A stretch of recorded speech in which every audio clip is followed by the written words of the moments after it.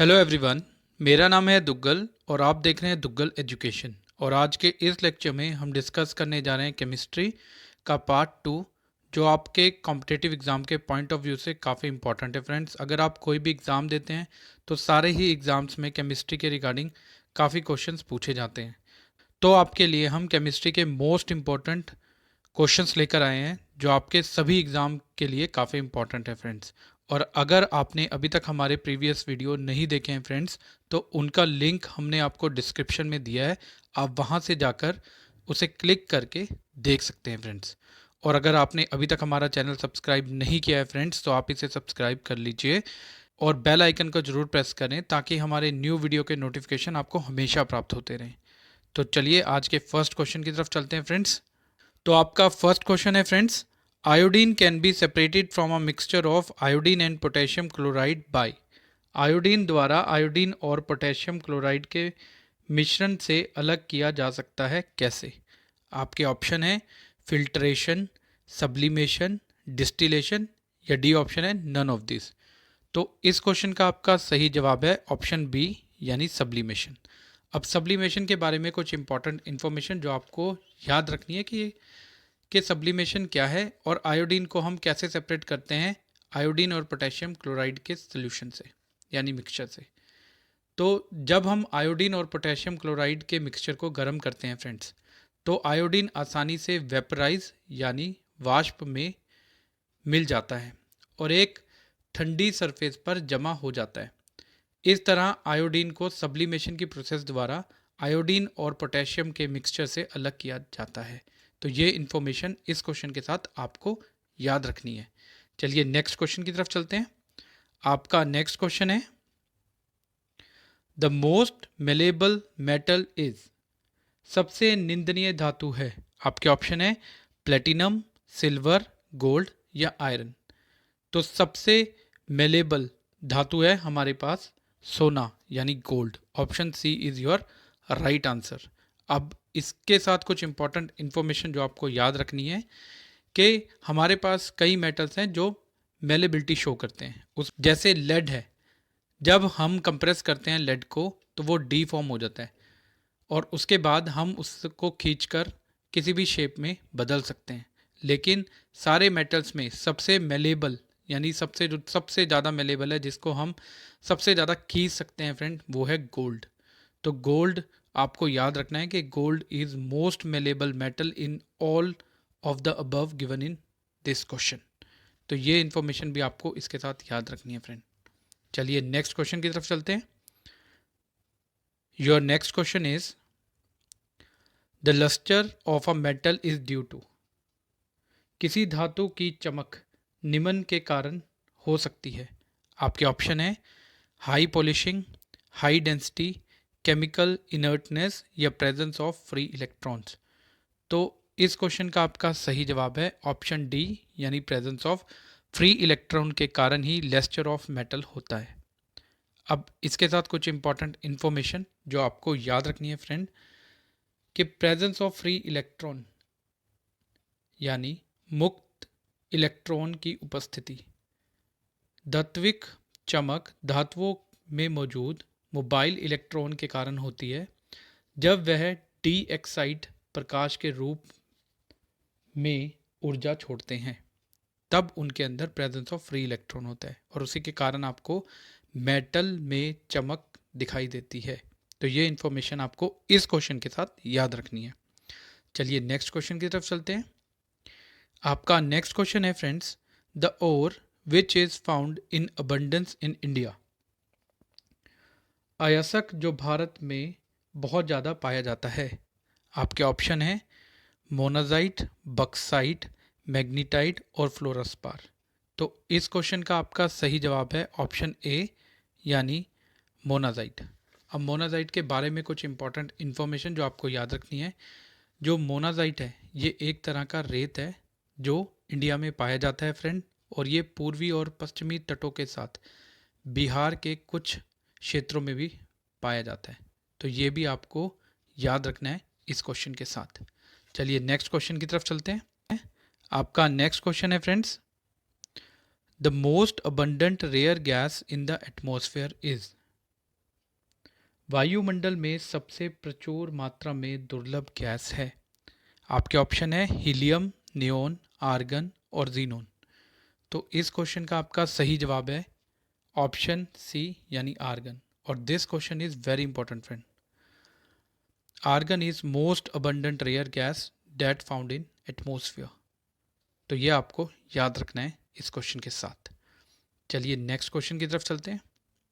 Your next question is the most abundant element in the earth crust is. पृथ्वी की पापड़ी में सबसे प्रचुर तत्व कौन सा है? आपके ऑप्शन है एल्यूमिनियम, नाइट्रोजन, सिलिकॉन या ऑक्सीजन। तो जो मोस्ट अबंडेंट एलिमेंट है अर्थ क्रस्ट में फ्रेंड, वो है ऑक्सीजन, यानी option D is your correct answer. अब इसके साथ इंपॉर्टेंट इन्फॉर्मेशन जो आपको याद रखनी है, oxygen is the most abundant element in the earth crust, ये आपको याद रखना है। उसके साथ हमारे जो अर्थ है उसमें 46.6% हमारे पास सिर्फ ऑक्सीजन ही है फ्रेंड। और इसके साथ ऑक्सीजन सिलिकेट मिनरल के एक प्रमुख परिसार के रूप में मौजूद है, जहां ऑक्सीजन अन्य तत्वों के साथ मिलती है और जहां पर ऑक्सीजन कार्बोनेट और फॉस्फेट में एक यौगिक के रूप में भी मौजूद है, यानी ऑक्सीजन हमारे पास कई टाइप से अवेलेबल है धरती पर। तो ये इन्फॉर्मेशन भी आपको इस क्वेश्चन के साथ याद रखनी है फ्रेंड। चलिए नेक्स्ट क्वेश्चन की तरफ चलते हैं। Your next question is the metal that is used as a catalyst in the dehydrogenation of oil is. वह धातु जो तेलों के हाइड्रोजीकरण में उत्प्रेरक के रूप में प्रयोग की जाती है, वो कौन सी है? आपके ऑप्शन है पीबी यानी लेड, एनआई यानी निकल, सीयू यानी कॉपर या पीटी यानी प्लेटिनम। तो इस क्वेश्चन का आपका सही जवाब है ऑप्शन बी यानी निकल। और ये क्वेश्चन आपके लिए बहुत इंपॉर्टेंट है फ्रेंड, ये बहुत एग्जाम्स में पूछा जा चुका है पहले। अब हाइड्रोजिनेशन के बारे में कुछ इंपॉर्टेंट इन्फॉर्मेशन जो आपको याद रखनी है। हाइड्रोजिनेशन एक प्रोसेस है जिसमें हाइड्रोजन हाइड्रोजन के साथ उपचार की एक प्रक्रिया है, जिसमें निकल की प्रेजेंस में हाइड्रोजन और अन्य तत्व या यौगिकों के बीच एक केमिकल रिएक्शन होती है। यह ऑयल में कार्बनिक यौगिकों को कम करने के लिए किया जाता है। तो ये इन्फॉर्मेशन भी इसके साथ आपको याद रखना है। चलिए नेक्स्ट क्वेश्चन की तरफ चलते हैं। Your next question is the nuclear particles which are एक्ज्यूम to hold the nucleons together are. वे परमाणु कण जिन्हें न्यूक्लियॉन को एक साथ रखने के लिए ग्रहण किया जाता है, वो कौन सा है? आपके ऑप्शन है पॉजिट्रॉन, न्यूट्रॉन, इलेक्ट्रॉन या मेसन्स। तो इस क्वेश्चन का आपका सही जवाब है ऑप्शन डी यानी मेसॉन्स। अब इसके बारे में कुछ इंपॉर्टेंट इन्फॉर्मेशन जो आपको याद रखनी है। सभी नाभिकों को एक साथ रखने के लिए जिम्मेदार परमाणु कण मेसन है।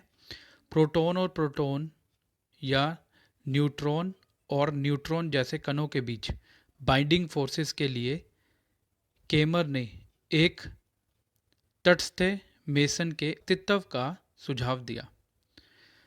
यानी केमर हमारे पास एक साइंटिस्ट थे जिन्होंने बाइंडिंग फोर्सेस के लिए मेसन्स को का अस्तित्व सामने रखा था। तो ये इन्फॉर्मेशन आपको इसके साथ याद रखनी है, ये भी इम्पॉर्टेंट है आपके लिए फ्रेंड्स। चलिए नेक्स्ट क्वेश्चन की तरफ चलते हैं। आपका नेक्स्ट क्वेश्चन है बायोगैस मेजरली कंटेन। बायोगैस में प्रमुखता से होता है क्या? आपके ऑप्शन है इथेन, मीथेन, हाइड्रोजन या कार्बन मोनोऑक्साइड। तो इस क्वेश्चन का आपका सही जवाब है कि बायोगैस में सबसे ज़्यादा क्या होता है? मीथेन। और मीथेन को फ्रेंड हम बोलते हैं CH4। अब इसके साथ कुछ इंपॉर्टेंट इन्फॉर्मेशन जो आपको याद रखनी है वो है ऑक्सीजन की एब्सेंस में कार्बनिक पदार्थों के टूटने से विभिन्न गैसों का मिक्सचर बायोगैस के रूप में संदर्भित होता है। बायोगैस के अंदर क्या क्या होता है फ्रेंड? सबसे पहले बायोगैस में मीथेन पाया जाता है, कार्बन डाइऑक्साइड पाई जाती है जिसको बोलते हैं हम CO2, और इसके साथ कुछ मात्रा में हाइड्रोजन सल्फाइड भी मिलता है, वाटर वेपर भी मिलते हैं और सिलिकेन भी मिलता है। तो ये इन्फॉर्मेशन भी इस क्वेश्चन के साथ आपको याद रखनी है और ये क्वेश्चन भी वेरी इंपॉर्टेंट है आपके लिए। चलिए नेक्स्ट क्वेश्चन की तरफ चलते हैं फ्रेंड्स। आपका नेक्स्ट क्वेश्चन है friends, which of the following gas is used in cigarette lighters. Cigarette lighters में निम्न में से कौन सी गैस का प्रयोग किया जाता है। आपके ऑप्शन है ब्यूटेन, प्रोपेन, मीथेन और इथेन। तो इस क्वेश्चन का आपका सही जवाब है ऑप्शन ए यानी ब्यूटेन। ब्यूटेन को सिगरेट लाइटर में यूज़ किया जाता है। अब इसके साथ कुछ इंपॉर्टेंट इन्फॉर्मेशन जो आपको याद रखनी है। जो ब्यूटेन है फ्रेंड, ये हाईली फ्लेमेबल है, कलरलेस होता है और ईजिली लिक्विफाइड गैस है, जो गैस लाइटर्स में एंड ब्यूटेन टॉर्चेस में इस्तेमाल किया जाता है। तो एक तो ब्यूटेन हमारे पास जो गैस लाइटर्स होते हैं उसमें यूज़ किया जाता है और एक ब्यूटेन की टॉर्चेस अवेलेबल है मार्केट में, उसके अंदर भी ब्यूटेन का यूज़ किया जाता है। तो ये आपको याद रखना है और ये क्वेश्चन भी काफ़ी इंपॉर्टेंट है आपके लिए, तो इसको आपको याद रखना है फ्रेंड्स। तो फ्रेंड्स, आपको ये वीडियो कैसा लगा? अगर आपको ये वीडियो अच्छा लगा हो तो वीडियो को लाइक और शेयर करना मत भूलिए। And if you have any doubt and suggestion regarding this question तो please write down in comment section below. और ऐसे ही और वीडियो को देखने के लिए आप हमारे चैनल दुग्गल एजुकेशन को सब्सक्राइब कर सकते हैं और साथ में दिए गए बेल आइकन को जरूर प्रेस करें ताकि हमारे न्यू वीडियो के नोटिफिकेशन आपको हमेशा प्राप्त होते रहें। Thank you so much for watching this video. Thank you so much friends, we will meet you in new video. Thank you so much.